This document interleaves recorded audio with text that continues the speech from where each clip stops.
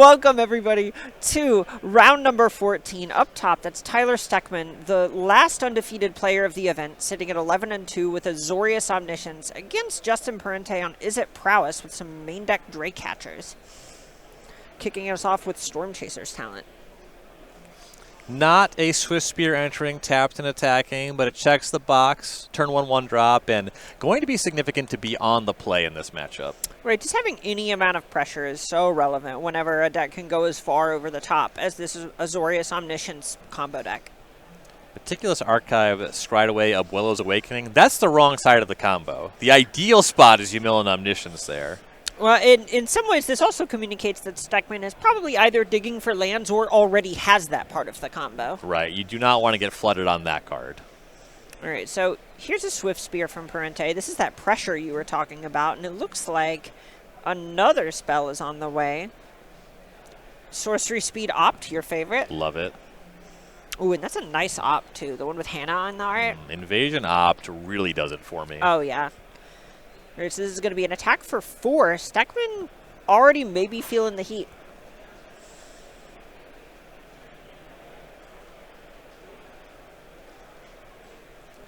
All right, Seachrome Coast on 2. Stechman probably has some play here. A couple things it could be. Oftentimes, this just means the intention is to cast Moment of Truth, but also representing those 3 main deck Afara's Dispersal.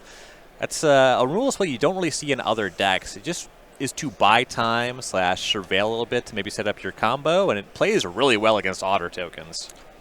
And this is part of the strength of the Azorius Omniscience deck, is you do just get to play a kind of normal control game that rather than having the, I'll say, more typical card advantage, go over the top of you with some big Dream Trawler-esque threat, you just eventually are able to turn the corner on a dime and immediately win the game. Yeah, something we saw with the Jeskai control deck in the previous round. Shiku attacks for some damage, but it takes time to close. The Omniscience deck is not messing around on the combo turn.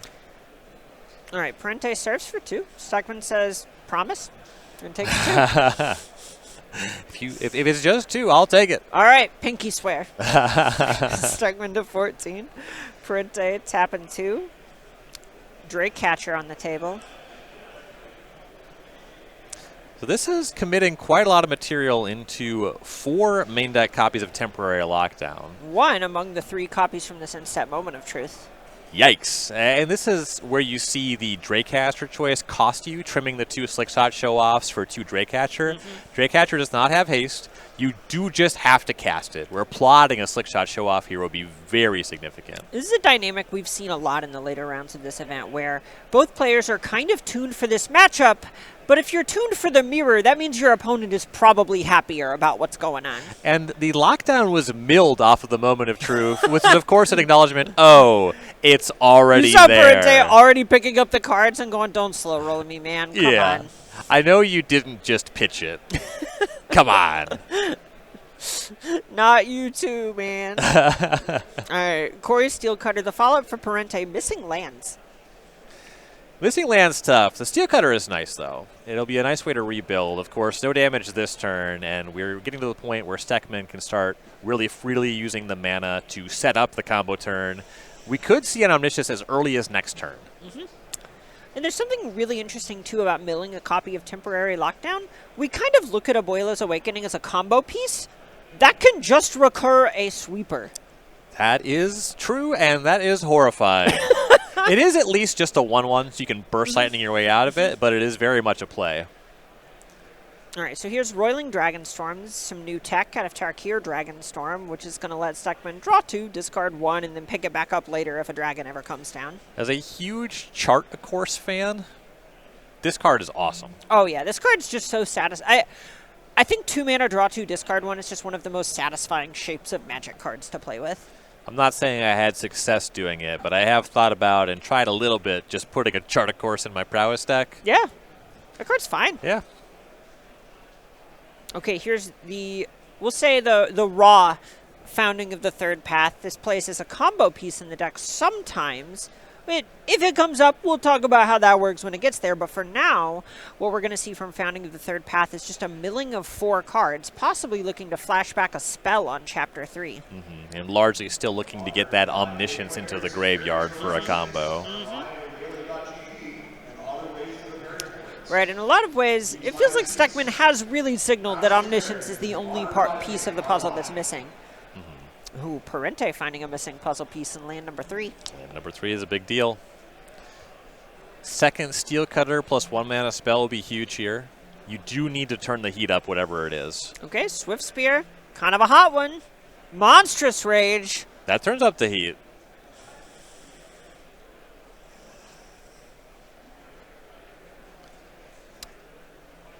All right. This is a fair chunk of damage at this point. It looks like half the life total here. I believe a swing for 7. So we have 1, 2, 3, 4, 5, 6, 7. 7 clears. And whether this Shivan Reef represents something or not, unclear, but having access to a Spell Pierce could be very significant. Having access to it into the Flood Maw also could be huge. Ooh, that would be brutal at this point. All right. Stechman takes a draw, ticks founding the third path up to 3. Thinking about what to target. I feel like you almost just have to look at a Forest Dispersal. It's not pretty playing that one for 3. Right. But you do have to do something. Oof. I mean, stock up is there. It's probably going to stay there, but it is there. There is the tried and true, no, do nothing. Yeah, you don't have to. Right. All right, moment of truth. Could not be more ironic. Yeah, this one needs to be good.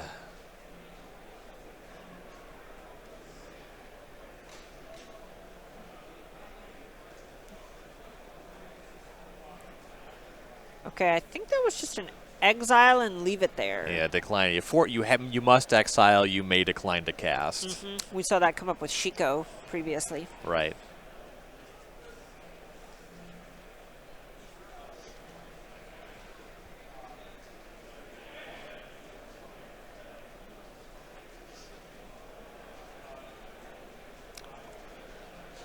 Stechman really just thinking of every permutation of how to get out of this. I think on Stechman's side, definitely understanding how important winning game 1 is. The Prowess deck is going to be prepared with more targeted, significant interaction for the matchup in sideboard games, and Parente definitely knows, I want this game. And he is so close to sewing it up. And it's so tough because if you think the card's into the Flood Maw, you know your temporary lockdown on the table isn't good either. Stock up the play from hand. Okay, okay.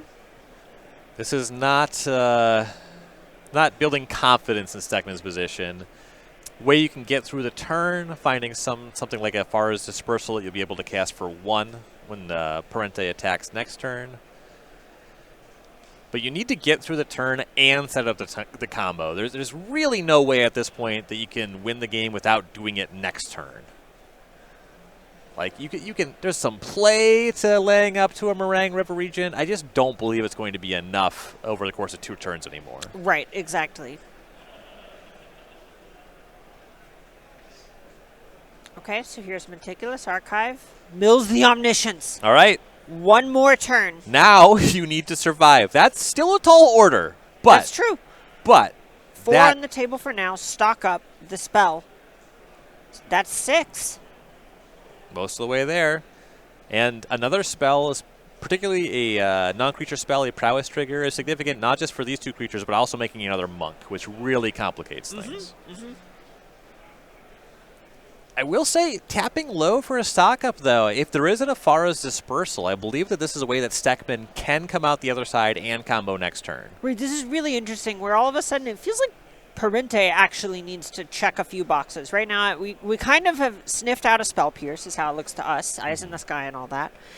And he needs an untapped land and another spell in order to be able to beat the Afara's Dispersal. If he can't beat the Afara's Dispersal, he also probably can't beat the combo piece. Right. Okay, here's Sleight of Hand. I think he needs to resolve the sleight of hand. Yeah, I would do that. I mean, I think there's some acknowledgement that this attack is good or it's not, but you are right. That spell was not resolved. All right, well, there it is. Yeah, I can imagine a world where Stechman's at the table saying, just show it to me, man. So that is Justin Parente picking up the first game in a really hostile matchup. Yes, that is very significant. As post-sideboard, you get to really approach things more on the axis where I know I'm playing against a combo deck and my tools just line up better.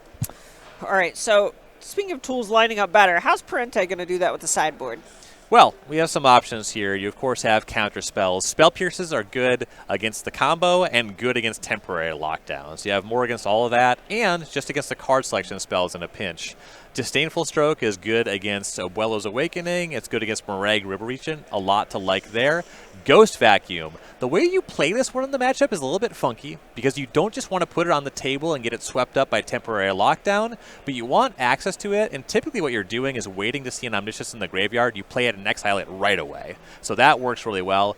And if you're concerned about the ability for the control deck to answer all your stuff with temporary lockdown, you could also reach for Rail Crackling Whip. Sure, that makes a lot of sense to me. What about the other side? This is a spot where you know the matchup gets worse as they tune their interaction. Is there like a bobbing and weaving? What's the story there? A little bit. You're going to stay on the combo. The combo is still your cleanest line to victory. And the thing about Spell Pierce is if it's targeting your interaction, it is not adding to the clock. It just allows Parente to try to buy more turns.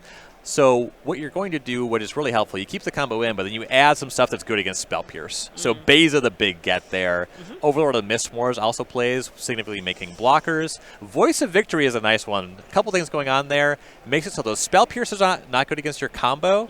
And then also it's just got 3 toughness. Yep. That just matters in this matchup. Right, it's a spot where, especially if you're trying to play a fair game, it's one of those cards that helps you turn the corner as a control deck. Change the equations, a serviceable counterspell, and Clarion Conqueror, pretty nice for being a 3-mana 3/3 and turns off the Ghost Vacuums. And just blocking Slickshot Show Off is something we've seen come up a bunch this weekend. Right.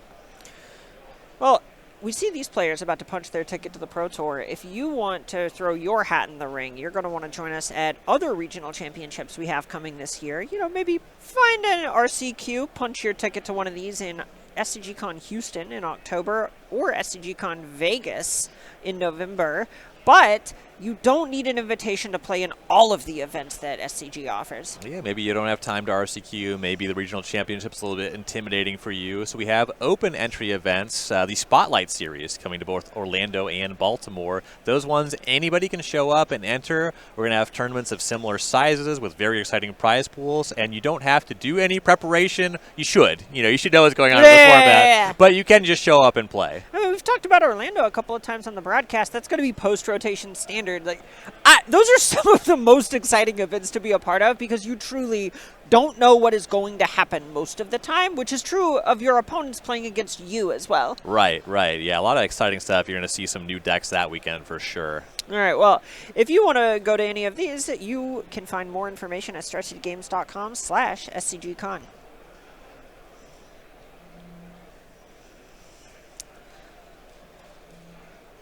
Players just kind of eyeing the deck list. This is the point where you end up actually thinking about every individual card your opponents have because these are players who are making use of the whole Buffalo at this point, right? These are players who didn't just probably rip some list off the internet or only using some of their sideboard slots, maybe aren't that familiar with what to do. Both of these players know what is going on here, and you're trying to think, what are they bringing into the post-board games? Absolutely, yeah. Both of these archetypes, very much known quantities going into the weekend. And there is some interesting stuff going on when you are in an open decklist tournament. We are face-up sideboarding. On the Izzet side, Parente knows that there's these 3 toughness cheap creatures that have meaningful text boxes. It's tough to really convert a Burst Lightning in the matchup, but there starts to be an argument to having some access to Torch the Tower. Yeah, sure. That makes a lot of sense. And Voice of Victory is one of those cards that you would really struggle to play most of your post-sideboard games if it sits around. Right. And it's so good at that job. You know Stechman is probably bringing it in, even with the knowledge that you have answers for it. It just changes the texture of the whole game as long as it's on the table. And to your point about the knowledge of answers, What you can't do on Stechman's side is spin your tires the entire game. You need to do something that forces your opponent to have something, right? And there was a little bit of that. There was the temporary lockdown, which was very good interaction, but there was critically that turn where the Founding the Third Path went off, and Stechman just cast a stock up, and there was really nowhere to go. It was too far behind in the battlefield already. Just something that played to the battlefield would have been much more significant. Right.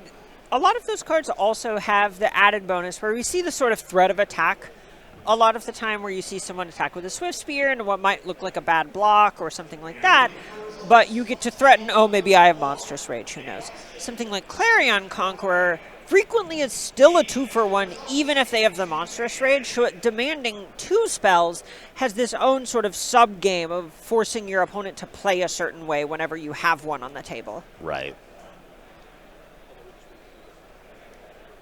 For players this experienced, these 2 players making this very deep run in the regional championship, there's something more nuanced happening than always making them have it and always playing scared. You expect them to thread the needle. There's a lot to think about in these equations. Right, because some of the times it's not just about making them have it. It is when you force the issue. Right. What turns do you want them to commit their mana? Tyler Stechman, you see lands and spells, but those are 2 Adakar wastes. The pain lands on the Azorius Omniscience side are tough.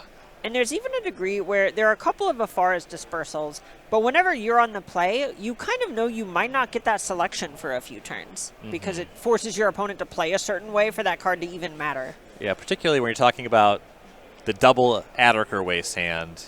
The pain land, that's a problem. Needing a third land, arguably an even bigger problem. So the longer you have to wait to start using that Surveil, the more it's going to cost you potentially. Yeah, and we see Parente take a mulligan, but talking a bit more about why I do like this keep from Stechman. On the other hand, if your Afara's dispersals are not live, that means you're not being pressured very much. So you're getting some time to actually spin your wheels. And you're very likely to be attacked by turn 2. There's hands with no 1-drops. There are hands, once you have no 1-drop, it's Draycatcher or it's Cutter, no token. So maybe not until turn 3, but you're certainly not dead at that point. Right, and it looked like there was a lot of gas in Stechman's hand as well. So I do think this is one of those keeps where it's a funny, almost like level 3 level of, all right, I have lands and spells. Oh, wait, these are not convenient lands. Oh, I have selection. Oh, well, my opponent gets to pick when it turns on. Well, if they're not choosing to turn it on, I'm probably in good shape.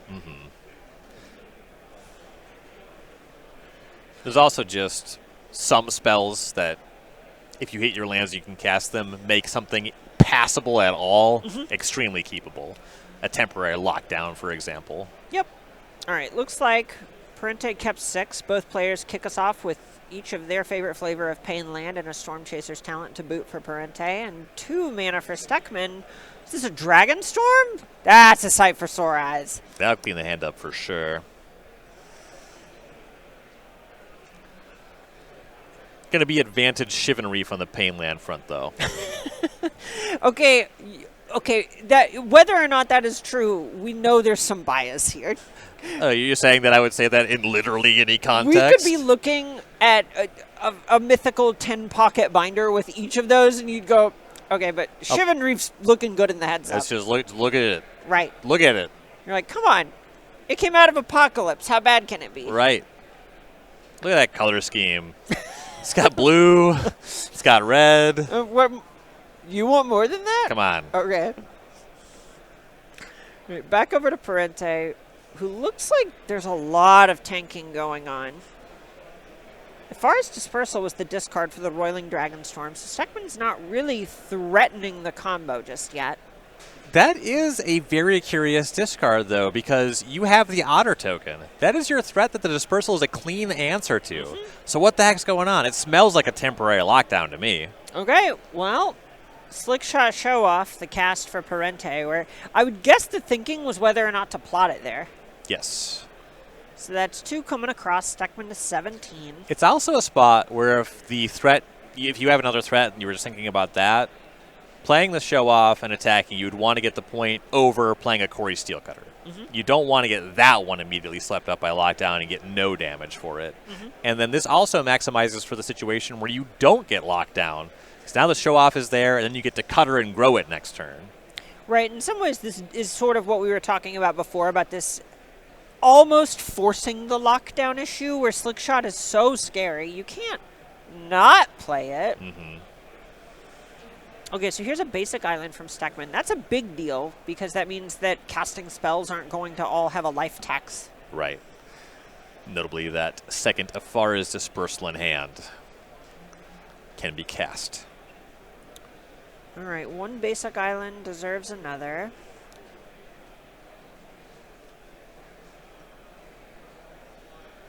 Stock up. Triggers acknowledged from Parente. Stechman with a stock up of his own in hand. Could have cast it last turn. Instead, really wants to kind of sculpt things with a Forest Dispersal. You can't really just let your opponent untap with Slickshot Show Off and just take it on the chin by casting Show Off, by casting Stock Up rather, because the Show Off. There's definitely a range where it could just win the game that turn, but the big thing about that is even if it takes 2 turns, Stock Up cannot put Omniscience in your graveyard. That's true. Which means you're 2 turns off of comboing. Well, it can with your discard stuff. He's on the play. Ooh, that's how they get you. Oh, and you can see Parente going, Dispersal? Dispersal? I wonder if we're going to see the Fabled... Oh, no, okay, because Parente's tapped out. I was going to say I wonder if we're going to see the Fabled post-combat damage still in combat do it. Love that phase. Step. I'm glad that you love that phase. I've had that stop on Moto. Me too. What do you know about Quicksand? Ooh, nice one. Okay, so there's that Dispersal and the Show Off, not the Otter token. Bins an Abuelo's Awakening as well as a Sea Chrome Coast. Stechman may be struggling for untapped lands. And once again has milled the wrong side of the combo. There's a world where that just mills an Omniscience and the game is over this turn. All right, here is the stock up for Stechman, and this is him really valuing mana on the opponent's side. And you just have a lot more breathing room when your opponent has to actually recommit the Show Off and start their turn. Untapping with 3 lands and the Show Off already in play is much scarier. Different story completely. This is tough because it looks like there's a bunch of stuff going on in this stock up. We see a Roiling Dragonstorm, some lands, and Abuelo's Awakening. Feels like Stechman really just gets to pick how this game looks from here, and it's on him to choose correctly. And the land situation, it's a little messy. Stechman needs more lands. The lands in play are just not the best at casting a lot of the spells, but Meticulous Archive in this spread is a pretty unappealing land to add. You can't afford too many more tap lands. Yeah, and if you don't have another 1-drop, I think it's okay here. But it is not what you are stoked to be doing. Yeah, it plays this turn exactly. Yep. All right. As we see it get played, out of car waste to the bin. Back over to Parente.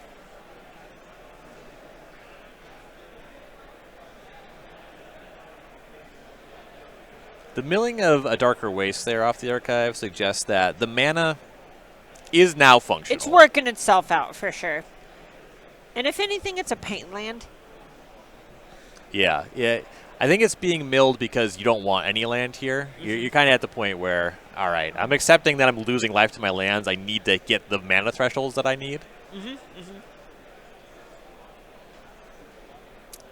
So here's another Shivan Reef from Parente. We know about a Show Off in hand. And this is when the Prowess deck really can feel like a combo deck, where they stare at their 4 or 5 card hand, flick their cards for a minute or two, and then tell you you're at 3. Right. It also feels like a combo deck in the way where you're trying to pick the turn to go off. It's not just an aggro deck where, oh, I need to play a creature because I need creatures at the battlefield. I need to expand my position. It's, okay, I can deal a half combo. I can 7 this turn or whatever, or I can try to do 15 in 1 turn. Yep. And Parente's list notably only has 2 copies of Slickshot Show Off, so I think there's a lot of value being placed on the fact that that is the most haste damage that this deck is capable of pushing, is going to be through that card. Right. And kicking us off with Sleight of Hand, signaling to me that this is not the Show Off turn anymore.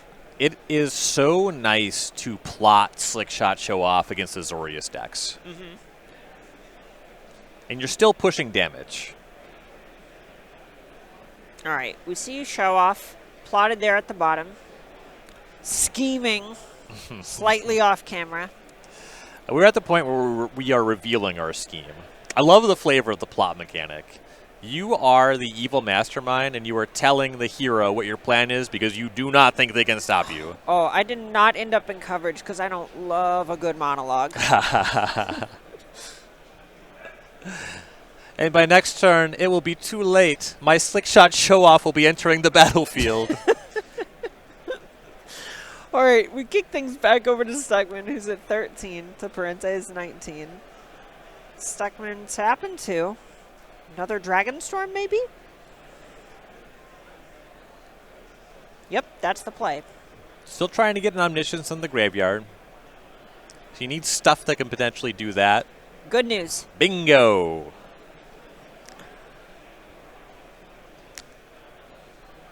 Omniscience in the graveyard. Meticulous Archive looks at the top. And this is what you talked about last turn, where every extra Meticulous Archive is pretty awkward. Right. So you know that there's no lockdown happening this turn. Not that it would be strong. The interaction you really want would be access to Get Lost or another Afara's Dispersal. Meticulous Archive leaving a card on top. Why did I have to play a tap land if I wanted to draw the card anyway? Azorius Guildgate. Hey, it's not a gate.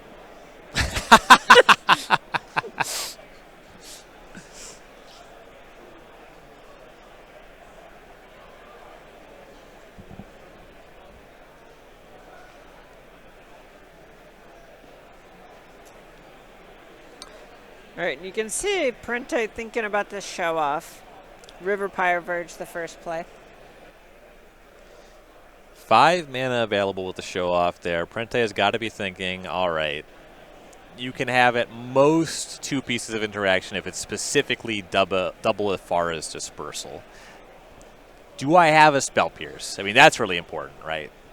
1 piece of interaction is a much bigger deal if you don't have the Pierce. Yeah, all of a sudden I'm looking at the sideboard just to see there are only 3 copies of Afara's Dispersal in terms of 1 mana interaction for the battlefield, and 2 of them are in the graveyard. That makes it really hard to have 2. Right. The other 1 mana interaction is Spell Pierce, and this is not a matchup you really want to get in a Spell Pierce fight with. Yeah, like, the Pierce could theoretically play, but the thing about that is Parente, that's got to be a factor that he's considering, is the Show-Off can deal half of your life total without even running into Spell Pierce at all. And you can also sequence such spells in a different way. For example, if you're worried about Pierce being the thing and you have a Monstrous Rage, you would just fire that off now, so it gets you the most damage. Okay, it looks like a really disciplined stock-up is actually going to be the play here. All right. It's a marathon. And this gets us up to 8 damage, which means I don't really expect to see Burst Lightnings in this game, but it doesn't mean a Monstrous Rage against no interaction will be lethal. And I think this is something we've seen from a lot of our strong Is It Prowess pilots, is happy to leverage inevitability against their opponents.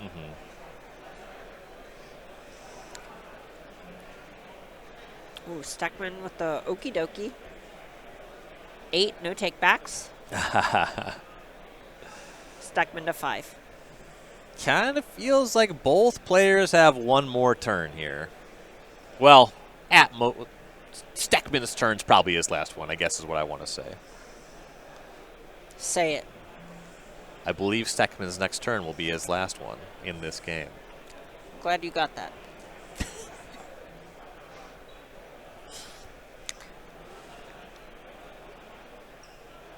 And now from Parente's side, it feels like he might be thinking about just deploying another Storm Chaser's talent. You gotta be thinking if there was interaction, you would have seen it. Because a Spell Pierce wouldn't make his attack lethal, it would only be +3. And then committing another spell there over representing Spell Pierce, I think it's tough to make an argument to do that. Ghost Vacuum. Okay. Wow, wow, wow. And this is exactly what I was talking about, where it can immediately go for the Omniscience. There's going to be no way to stop the Ghost Vacuum from doing that. Oh, and I love not doing it at sorcery speed. Though, temporary lockdown plus another Omniscience is a nice pair of cards to see off Moment of Truth. Yeah, that's going to allow the lockdown to clean up the Ghost Vacuum and leave one Omniscience behind in the graveyard. Stechman looks to be agonizing over the fact that one of the other cards is an untapped land. Some 2-mana piece of interaction to get the vacuum off the table. Also an extremely valid way to just force the action, where you target the Ghost Vacuum, then Parente has to exile one of 2 Omniscience, and then Stechman's clear for takeoff.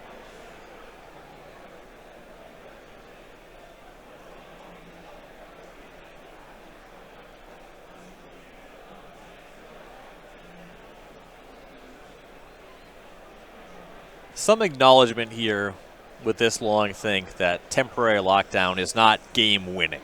No. It is stabilizing. Okay, Omniscience to the yard. That's the easy part.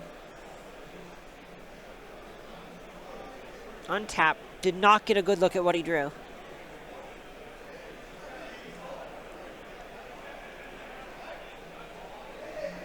We're also reaching the point where these out-of-card ways might just be colorless sources. Yeah, I would be very wary about taking pain. The colored mana, given the mana threshold here, I believe it shouldn't be an issue, but there are configurations that could make it very awkward.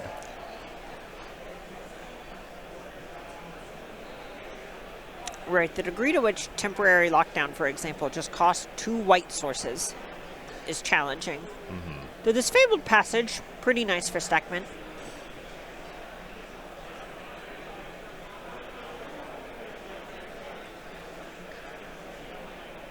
I remember being so stoked the first time I saw Unglued lands.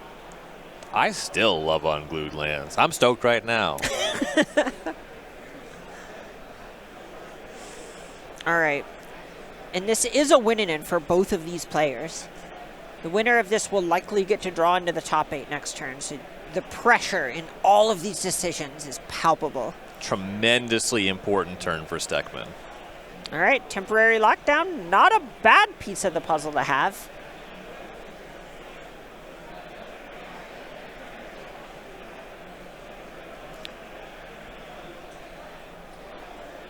Omniscience into the vacuum. Notably, the Dragon Storms going under the lockdown is pretty awkward. Yeah, you won't be able to pick them up when you make a dragon. Right. Right, that is kind of a combo piece that also just happens to be a smoothing element. Yeah, if you don't have the full combo rolled up, that's a really effective way to keep the churn going.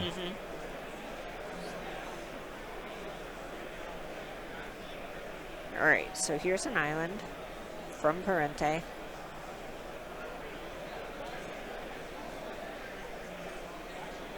Yeah, if we're talking about trying to end the game this turn, that island unlikely to be a factor. The nice thing about that much mana is it just makes your stock-ups better. Right. So it's useful in terms of long-term planning, but that's a scary proposition against a combo deck that has the combo piece in the graveyard. Right, in so many ways, Parente's extra land drops at this point are mostly just the reducing the opportunity cost of the amount of selection his deck wants to play. Yeah, if you have to stock up, if you have to double cantrip, they'll pad your life total there, or not your life total rather, but they'll give you more ability to do that.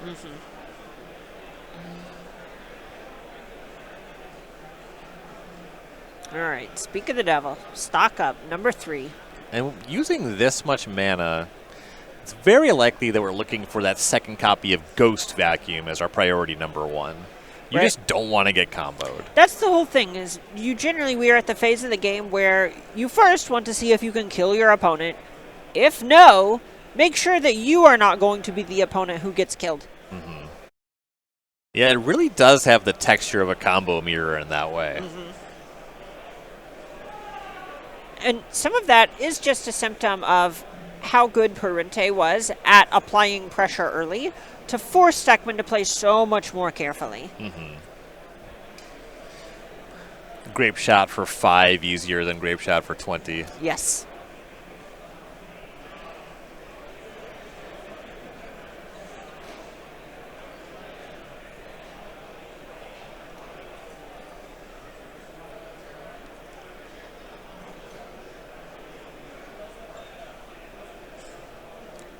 You can see it on Parente's face. I think it's these two.